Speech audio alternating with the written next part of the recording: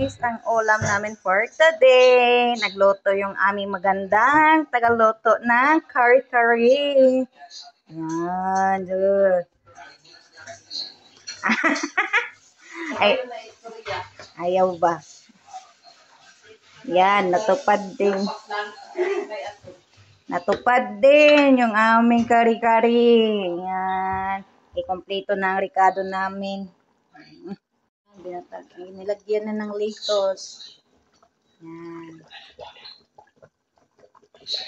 Chinese lettuce para hindi mapait. Para-paraan lang basta OFW.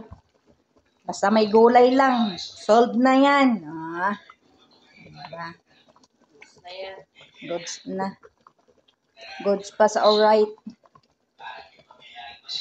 Oh. Makaubos naman kami ng 2 kilong bugas na ito.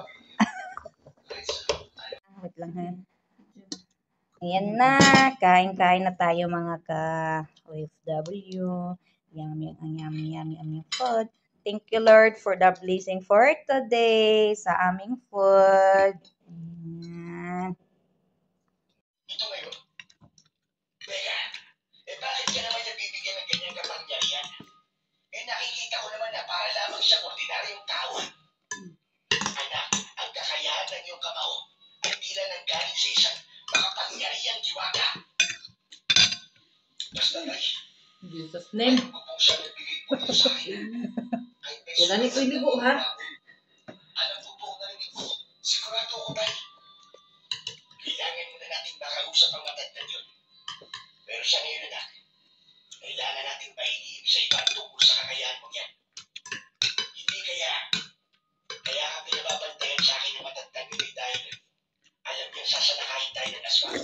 At ang habol nila ay patayin ka dahil ikaw ang banta sa buhay nila. Tama kay Tay. Maaaring ganun nga po. Naniniwala na po ba kayong si Lolo Baltungan ang bigay nito sa akin? Ngayon na lamang nagiging malinaw sa akin ang lahat, anak.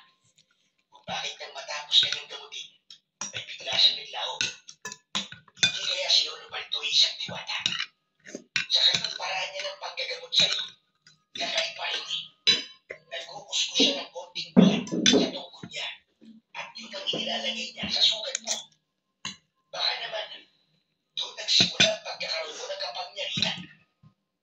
Pero bakit? Bakit kaya ikaw ang pinili niya? Ewan ko rin po tayo. Hindi ako sigurado eh. Ah, grabe. Minsan lang po malinaw sa akin. Sigo din. Nagsisimula ng magkasing ng laki ang mga aswang na asmo.